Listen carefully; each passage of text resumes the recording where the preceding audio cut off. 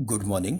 आप हैं Shyamlal Chaudhary YouTube channel पर और फिर मैं हाजिर हूं आपके सामने आज सुबह की वो सुर्खियां जो एमपीपीएससी में या किसी भी एग्जाम में बहुत इम्पोर्टेंट है। तो शुरू करते हैं।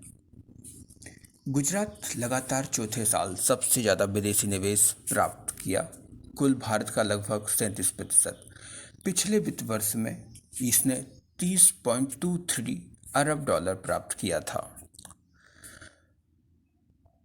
हम बताते चलें आपको 2020-21 में भारत में 4.34 लाख करोड़ एफडीआई आया है। पश्चिमी अफ्रीकी देश माली में सैन्य विद्रोह हुआ, इसकी वजह से राष्ट्रपति प्रधानमंत्री हिरासत में ले लिए गए हैं। हम बताते चलें सैन्य प्रमुख वहाँ के आसमी गोएता हैं। 2020-21 में 30.54 करोड़ टन अनाज उत्पादन का अनुमान लगाया है कृषि मंत्रालय ने। सुबोध जायसवाल नए सीबीआई निर्देशक बने हैं। हम आपको बताते चलें प्रधानमंत्री की अध्यक्षता वाली कमेटी, जिसमें मुख्य न्यायाधीश और विपक्ष का नेता इसको चुनता है। ये तो थी आज के न्यूज़पेपर की वो सुर्खियां जो एमपीपीएससी में स्थान बना सकती है।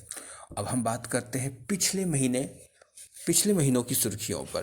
केंद्रीय राजस्व नियंत्रण प्रयोगशाला को एशिया प्रशांत क्षेत्र के लिए विश्व सीमा शुल्क संगठन की क्षेत्रीय सीमा शुल्क प्रयोगशाला के रूप में मान्यता दे दी गई है। हम आपको बताते चलें इस तरह की सुविधा जापान, कोरिया जैसे कुछ देशों को ही प्राप्त थी। मेरा राशन मोबाइल एप्लीकेशन सार्वजनिक वितरण मंत्रालय ने जारी किया है। देश में ये one nation one ration card के लिए शुरू किया गया है। सरस आजीविका मेला 2021 ग्रामीण स्व सहायता समूह और शिल्पकार के लिए प्रारंभ किया गया एक कार्यक्रम है। इस मेले का उद्देश्य ग्रामीण महिलाओं के स्व सहायता समूह को एक मंच के तहत लाना है, ताकि वे अपने कौशल का प्रदर्शन कर सकें और अपने उत्पादों को बेच सकें और थोक खरीदारों के साथ जुड़ सकें। दक्षिणी त्रिपुरा की फेनी नदी पर मैत्री सेतु बनाया गया है। यह भारत बांग्लादेश मैत्री सेतु है। ये 1.9 किलोमीटर लंबा है। हम आपको बताते चलें फेनी नदी दक्षिणी त्रिपुरा जिले से निकलती है। अंतरिक्ष के क्षेत्र में वैश्विक शक्तियों के बीच बढ़ती प्रतिस्पर्धा के चलते फ्रांस ने अपने उपग्रहों की रक्षा क्षमता पर परीक्षण करने के लिए पहला अंतरिक्ष सैन्य अभ्यास शुरू किया। इस सैन्य अभ्यास का नाम एस्टर एक्स दिया है। यह सैन्य अभ्यास अमेरिका चीन के बाद तीसरी बड़ी शक्ति बनने का फ्रांस का प्रयास विशेषज्ञ कह रहे हैं। इटली अंतर्राष्ट्रीय सौर गठबंधन में शामिल हो गया है। हम आपको बताते चलें भारत के प्रधानमंत्री और फ्रांस के राष्ट्रपति द्वारा 2015 में फ्रांस की राजधानी पेरिस में आयोजित COP21 के दौरान इस पहल की शुरुआत हुई थी। उदयपुर विज्ञान केंद्र 22वां विज्ञान केंद्र है। ये त्रिपुरा में स्थित है। फूगाकू सुपर कंप्यूटर जापान के वैज्ञानिकों ने बनाया है। इसको विश्व के सबसे शक्तिशाली सुपर कंप्यूटरों में शामिल किया जा रहा है।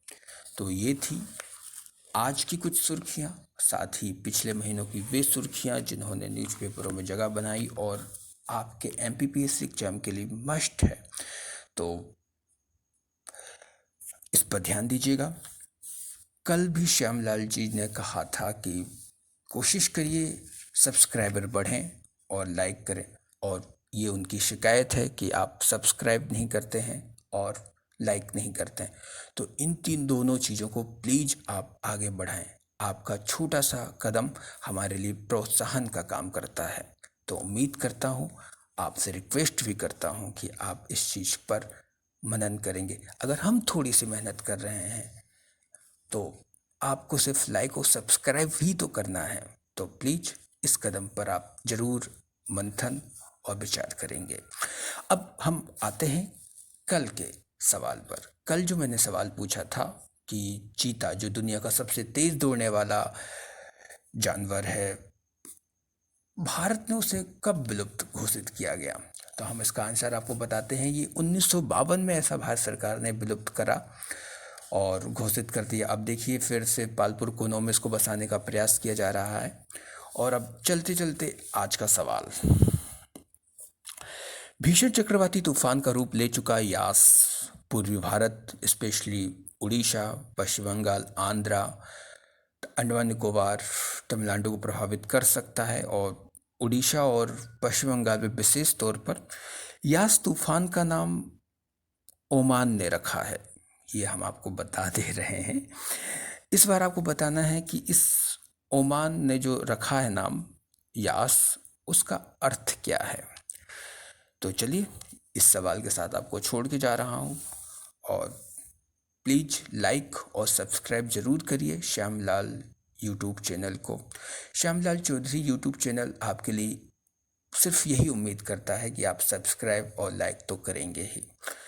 तो अब मुझे दें इजाज़त। कल फिर मैं सुर्खियों के साथ और पुराने महीनों के, पिछले महीनों की खबरों के साथ फिर हाजिर होऊंगा। इजाज़त।